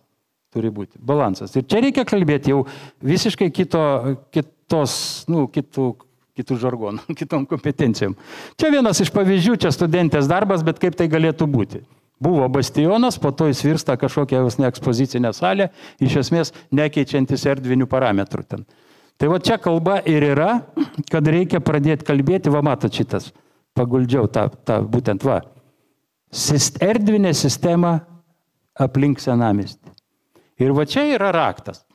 Jeigu mes atgimimo aikštę matom kaip tos erdvinės sistemos dalį, tada galima kalbėti apie kažkokio archeologinių sluoksnių eksponavimą, net rekonstravimą, tokią, ir kai kur teks pasitraukti, paaukoti, bet čia ir yra tas susitarimo dalykas, būtent ne vienoje aikštėje, ne vienam taške, o bendras visas vaizdas ir tai yra įmanoma. Čia yra raktas ir tas senamiesčio aiškių struktūrinių ribų apibrėžimas ir yra absoliuti garantija senamiesčio apsaugos. Kaip tas Brazilas Menezesas sakė, civilizuota plėtra ir yra apsaugos būdas. Tai va čia tas, ką aš ir kalbėjau, kad galėtų būti, va tokie, mes tikrinam tos atvejus, kaip galėtų būti. Nu, čia rodau, kaip tas buvo padaryta. Pavyzdžiui, galimybės studijos veikėjai pasiėmė tą darbą vieną, jį reglamentavo, pakišo po teritorijų planavimo reglamentais, gavo kažkokį žalią plotą, nes čia nėra užstatymo, o po to padarė maketą. Ir gaunasi, kad čia ir pagal tą dalyką, pagal tokią logiką, žodžiu, išeities taškas buvo vienas su archeologiniais sluoksniais, pagal jų reglamentą jie gavo plynę, komunalinį, ten porą tablečių pametė ir rezultatas turi šitą. Kaip jis vadinasi šitą? Kas toks? Jo, gerai, nesvaru, jisai tarp kitko nėra blogas. Kaip dizainas, bet jis yra problema nekontekstalus, net jokio ryšio su... Kaip? Tai koks skirtumas? Čia yra to pačio klaudo. Čia ne apie tai kalba yra. Tai va yra tie reglamentai, jie pakišo šitą po to dalykų ir dėl to gavosi nesusipratimai. O tas erdvės apie senamiestį paišymas, tos logikos ir yra pagrindinis kriterijus, mano supratimu. Ir šitoj sistemoje aikštė yra erdvė. Su galimybė kažkokiem fragmentam atstatyti. Tai toliau kalba, vienas iš argumentų buvo, kad aikštė per didelė. Pasižiūrėkit, yra visų Lietuvos miestų aikščių palyginimas. Lukiškių aikštė. Jinai turi problemą vien tame ir tenai dėl to ten tie visi pliažai, visa kita, kad neapsisprendęs, kaip čia, nėra sostinės įstatymo. Todėl nieks nežino, ar čia valstybės aikštė, ar čia savivaldybė. Tenai ir paišo, tenai čiuožyklas, pliažus ir ką nori. Kaunas, pavyzdžiui, pusė aikštė yra istorinės, pusė yra parkingas požeminis ir problema ne dėl parkingo, o dėl viršaus, nes jis atliktas, aikštė atlikta parko kategorijomis, tenai ir skateboardininkam ir visa kita. Klaipėda, unikaliausias atvejas, nes erdvė ten, kur buvo kvartalas. Dėl to reikia vėl sutarti, kokioj struktūrai ir kokie elementai gali būti. Šiaulių aikštė, jinai buvo problema nustatyti jos dydžius, kai pasakė, kad tas maksimalus plotas aikštė, aš sakau, jūs čia iš esmės turite sankryžą, o Panevėžys vėl nuėjo, sutrupino, padarė prie savivaldybės parkingą, vidury kažkokį skveriuką, o prie teatro liko tokia aikštė, kuri dar iš esmės nebaigta. Dėl to siūlymas grįžti į tą kompozicijos dalykus.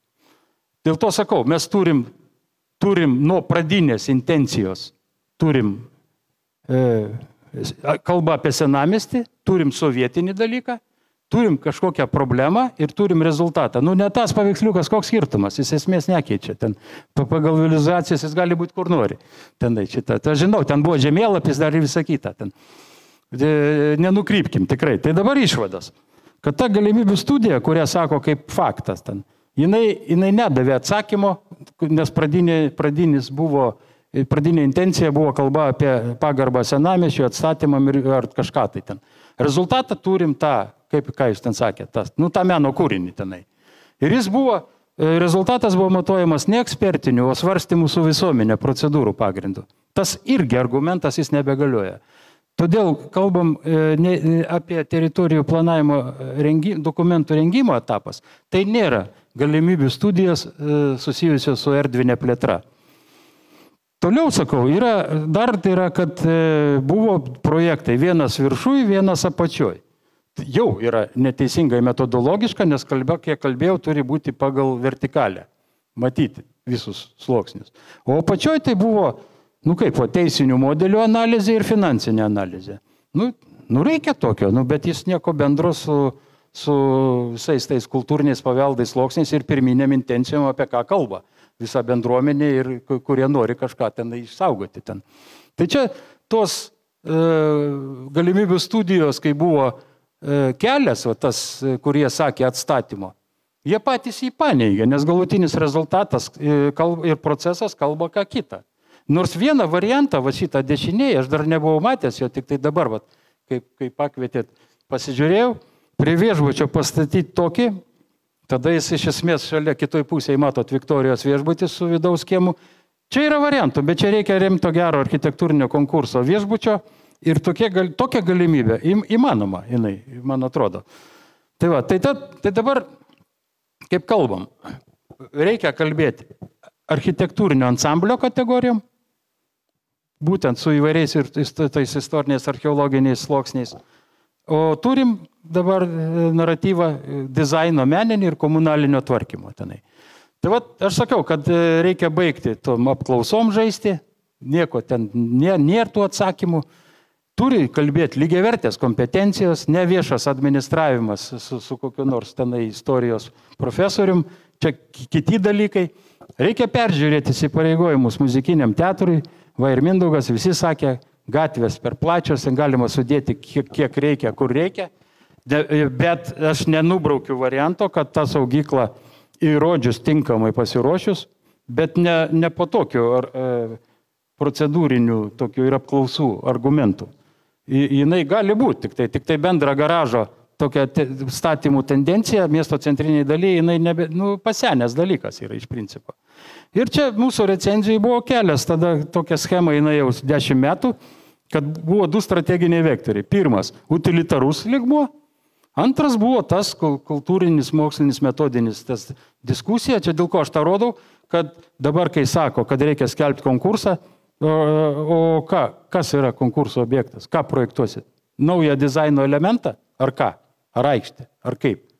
Vienas klausimas. Antras, kas parengs sąlygas, nes aš nelabai matau čia. Pagal visą procesą, kokį aš mačiau, aš nežinau, kas padarys tą dalyką ir kas vertins. Nes jeigu vėl ateina, toki buvo tas konkursas, kurį rodžiau, nieks nežino, kur jis dingo, kokie jo rezultatai. Ten iš viso nieko nėra. Po to staigiai atsirado klaudų tas pasiūlymas tenai. Tai čia ir toliau yra, man atrodo, vienas iš siūlymų galėtų būti, kad mero pasitikėjimo komandai, politinio pasitikėjimo turėtų būti žmogus, kuris supranta tą urbanistinę morfologiją.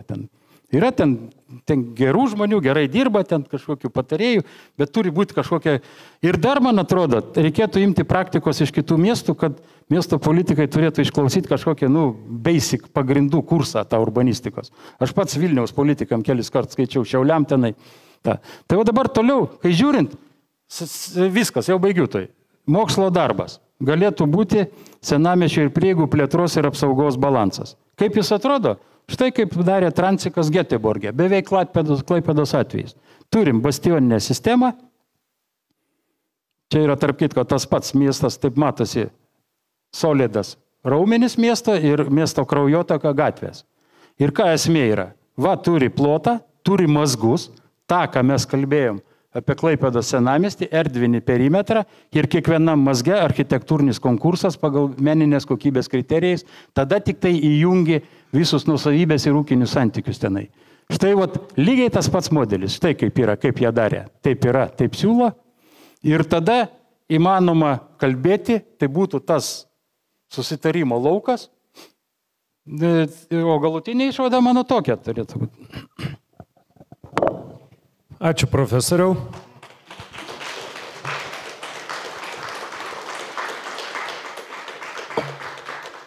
Ekspromtų į galvą atėjusi mintis yra turbūt reikėtų į Klaipėdą importuoti Vilniaus planą. Galbūt tada europiniai pinigai nebus topikas, o kokybė, analizė, fantazija ir kūryba visą tai nugalės. Klausimai publikai. Ponas Tuma, Klaipėdos miesto taryba. Ačiū už informaciją. Aš norėčiau visgi paklausti. Daug istorijos, daug visko, bet konkrečiai apie atgimimo aikštės. Kas toliau? Nes tema tai yra. Ką jūs pasakėt? Jūsų projektas stumti, ar kaip? Atsakykite į klausimą.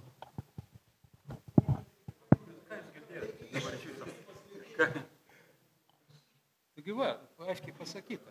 Va, pasižiūrėkit.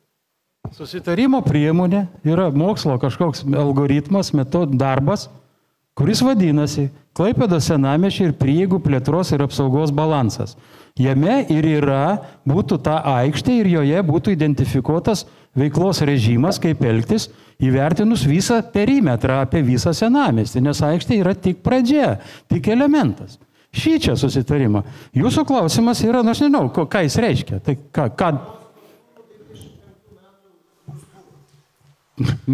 aš jums įrodau, ką mes darėm, tai klausimas jums, ką jūs veikėt su ta medžiaga?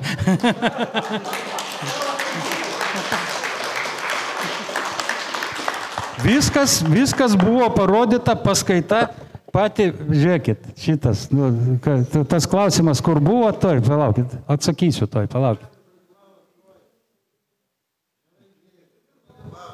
Pala. Gerbkime vienas kitą ir nereplikuokime iš vietos, gerai? Atsakinėjau iš eilės. Kodėl nedalyvavo? Ta projektą, kur rodžiau su ekranu, jis yra mano. Dalyvavau, numuilinot. Paskaita viešą. 13 metais Klaipėdoj skaičiau savivaldybėje. Kur buvo, ko neklausėt? Aukštybinių pastatų morfologiją dariau aš, mūsų katedrą darėm. Tai vyrukas, tai apie ką kalbam?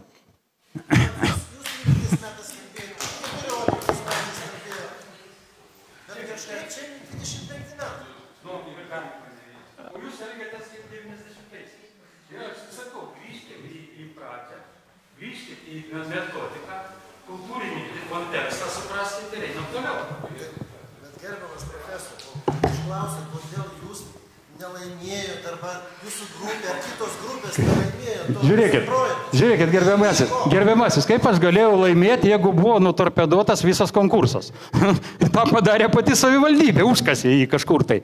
Po to išdygo tas klaudų projektas. Tai, ką aš galiu jums atsakyti?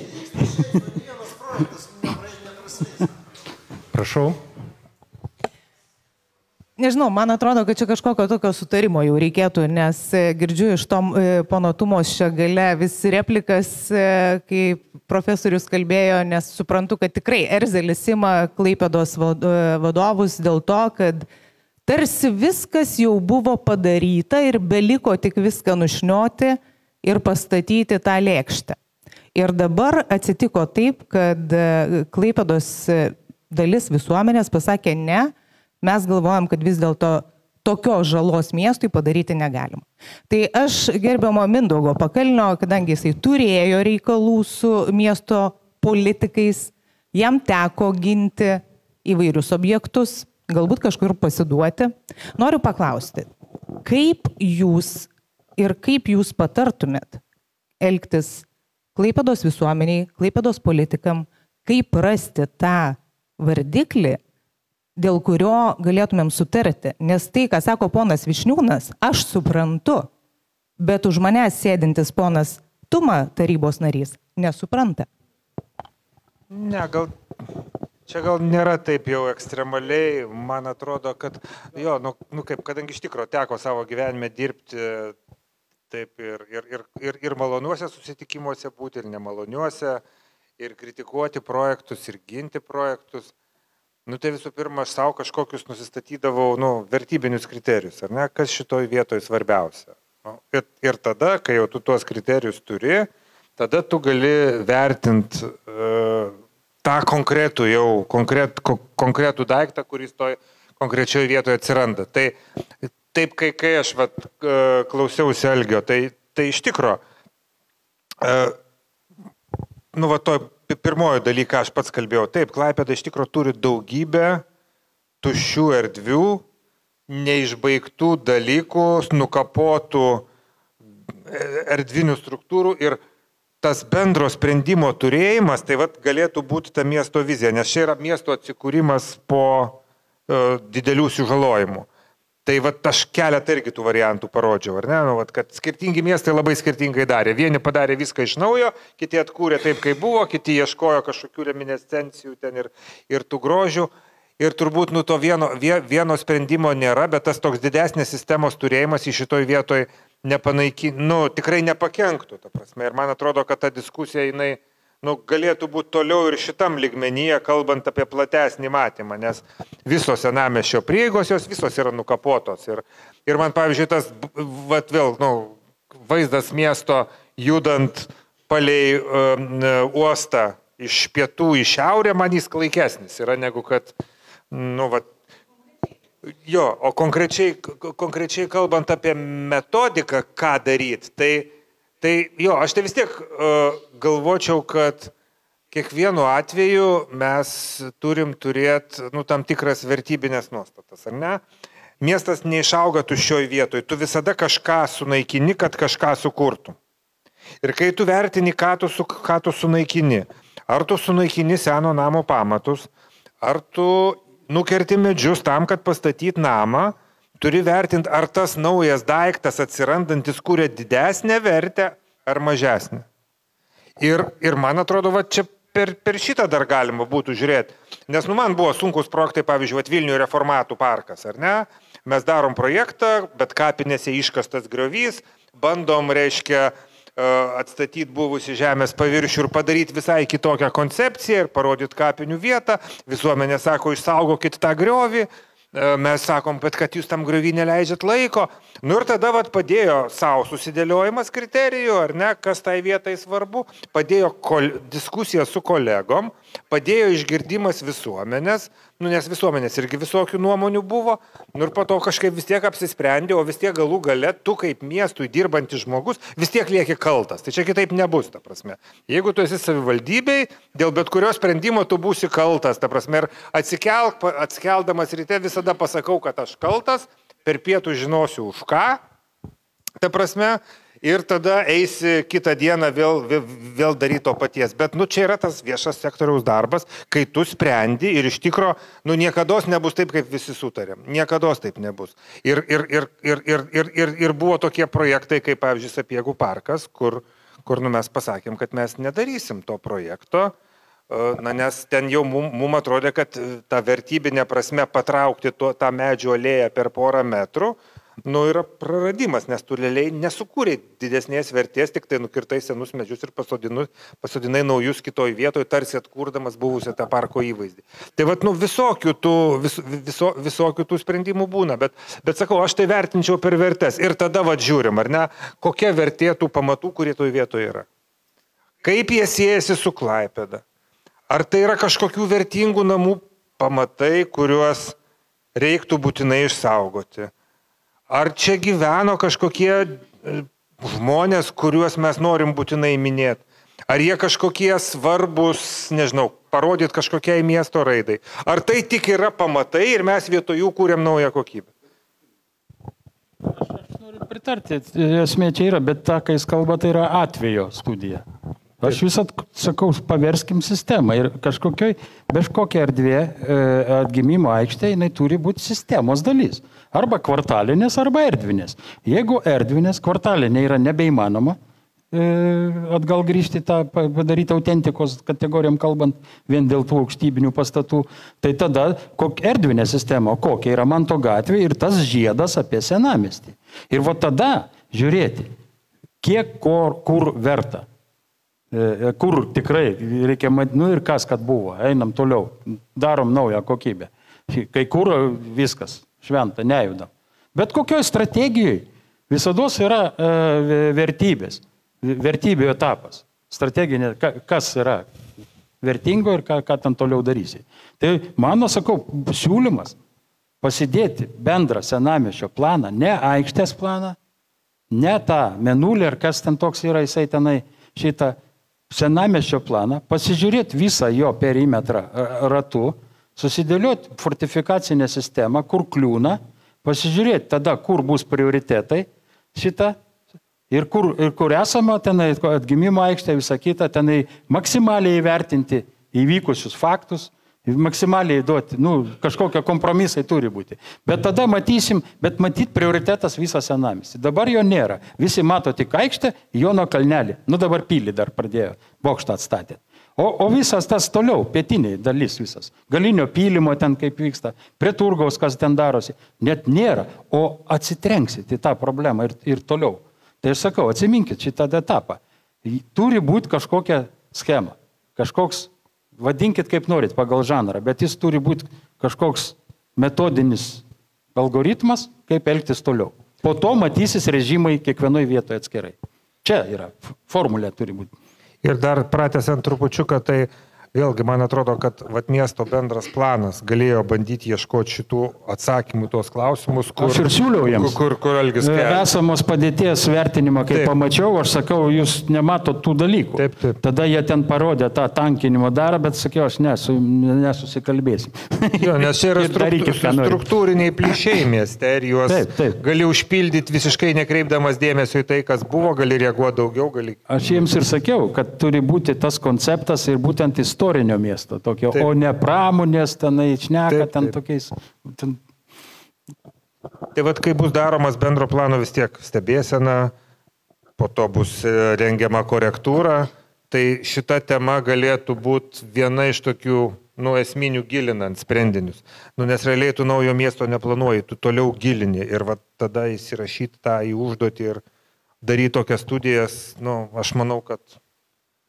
Siūlau nupūst dulkes nuo tų studijų, kurios buvo tikrai padarytos ir kurias turit, pakelti tą totorio miškinio, pakelti aukštybinių pastatų visą tą metodinę dalį, nes tvirtinamojoje daly tik vienas popieriukas ir ten tik aukštybiniai pastatai, o buvo kalba apie visą morfologiją ir visą aukštingumo reglamentą, ne pastatų, o kvartalų, tos solid urban masės visos tos dalykus, įvertinti visas fortifikacinius tas apeigas ir plus, aišku, visą, ką šneka Mindaugas, be abejo, nes tai yra žmonės.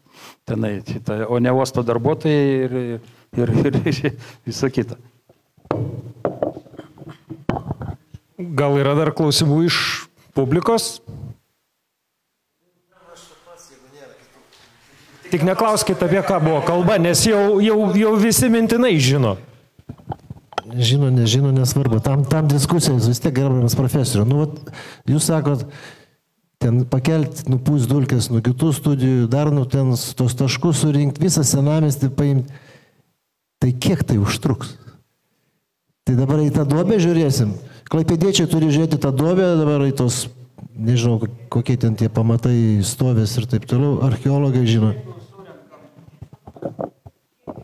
Jeigu surenkam tinkamas kompetencijas, žinom, ką darom, žinom, kokie kokybės ir indikatoriai, koks galutinis turi būti rezultatas, kad tai yra metodinė priemonė, o ne projektas eilinis tenai. Ten nėra daug, nėra sunku tą padaryti. Aš dabar nepasakysiu, nes visą laiką visados atima, čia visi žmonės turi įdirbį. Ir visą laiką paprastai gaišina procedūros, o ne konkretus ten kažkokie. Ta galima padaryti etapais, susidėlioti konkrečiai užduoti, kalendorinį grafiką ir čia tą galima padaryti ir tikrai ten. Nu, kad jūs lyginat irgi bendrą planą. Nu, tenai, nu, Klaipėdą statė, 1252 pradėjo. Dar vienas ir turbūt paskutinis klausimas. Sveiki, archeologė Raimonda Nabažaitė. Aš gal pareflektuoti norėčiau, kad kaip ir profesorius Višniūnas atkreipė dėmesį, kad būtent archeologinis paveldas tapo ar ne tas atskaitos taškas, kalbėti apie plačius ar ne probleminius dalykus. Ir mūsų pradėtos diskusijos iš tiesų neprieštarauja jums stumti toliau savo projekto. Ką jūsų leksika kalba stumti projektą, ar ne? Mes kviečiame, jo, bet čia jūs šiandien pavartojote žodį stumti. Ir dėl to, gal mes ir nesusikalbam, ar ne? Vieni žiūri procesą kaip įstumimą savo idėjos, mes kviečiam diskutuoti ir apjungti kažkokius svarbius mums dalykus į kažkokį algoritmą, ar ne? Visi puikiai suprantam, kad vieno rezultato visiems tinkamo mes nerasim. Aš tik tai pasinaudodama progą noriu priminti, kad savo diskusijomis nepriešiname, mes kviečiame į diskusiją ir priminti, kad jau vertinimo taryba nusprendė dalį archeologijos saugoti. Ir jeigu čia yra iš savivaldybės gebančių pakomentuoti situaciją, ar savivaldybei vyksta jau diskusija dėl sprendinių keitimo, nes bet kuriuo atveju tą turėsite daryti, norėtųsi komentaro. Ir kitas dalykas prisiminti, kad mes savo diskusijomis nestabdom, nes archeologija šiais metais turės vykti. Natūraliai jinai turėtų vykti, tai mes tiesiog išnaudojam šitą kontekstą, ar ne, kelti kokybinius klausimus. Tai tą verta prisiminti ir sakau, jeigu galėtų kažkas pakomentuoti dėl archeologijos dabartinės, gal jūs, ponas Tuma, visgi miesto tarybos narys, taip įsigilinęs į šitą aikštės problemą, gal jūs ir užbaigtumėt, pratęsdamas mano klausimą. Kiek prisimenu, per pirmą diskusiją kvietė Andrius, kartu diskutavom. Kvietė, dabar jau kiek mėnesių, reiškia, nieko nevyksta, nežinau. Nes jeigu jūsų archeologija dirbat, jūs gal geriau žinote, kur kas ką ten sakė. Aš galėčiau kažką pasakyti irgi, tarybos narys Sergej Mažuga. Žiūrėkit, dabar jums niekas į šitą klausimą neatsakys. Yra krašto apsaugos ministerijos darbas, kurie pasakys, kad vat šitą vietą buvo užminuota. Ir mes turim ją išardyti, nes mums tas aparatas cypia ten va toje vietoje. Ten kažkada buvo sprogmenys ir negalima jo saugoti. Todėl dabar labai yra sunku kalbėti apie kažkokius sprendinius.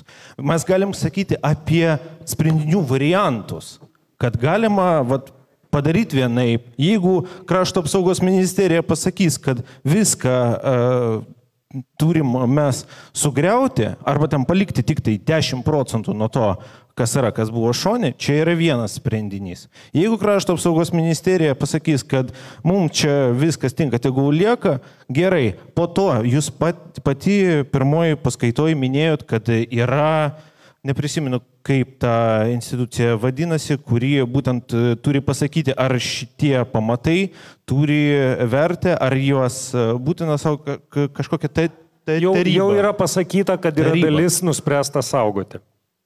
Ta prasme, dalis nuspręsta saugoti tą dalį, kuri yra atkasta?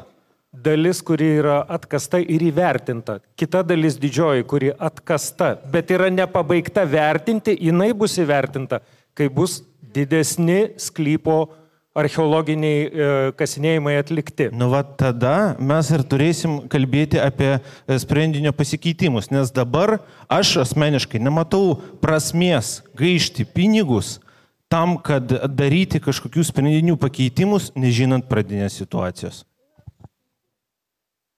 Čia dar vienas paskutinis klausimas, nes mes jau daugiau negu 2 akademinės valandas panaudojom.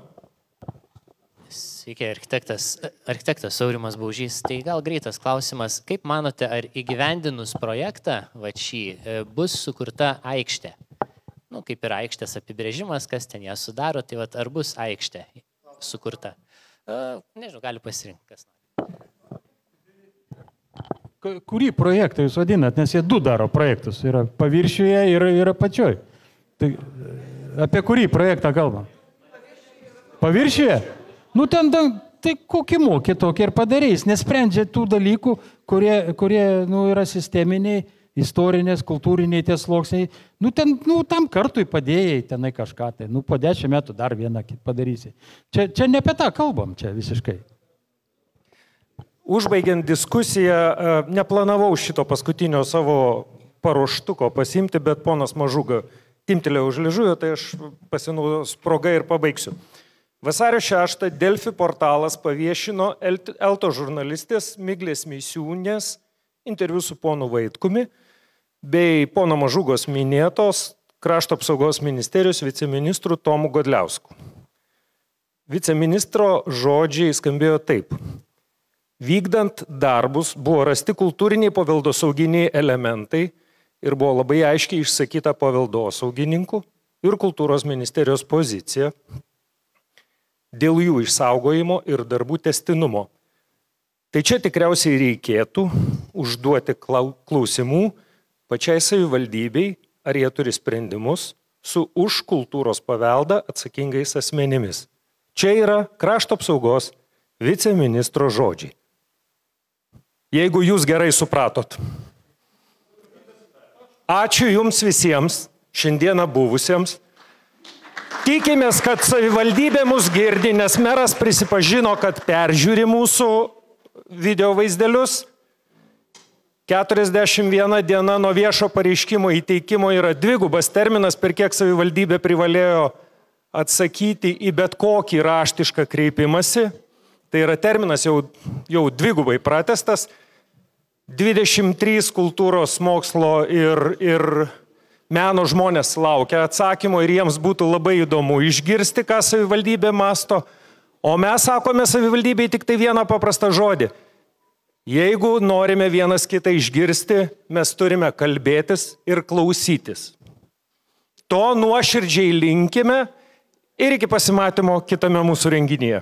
Nes manome, kad jo reikės.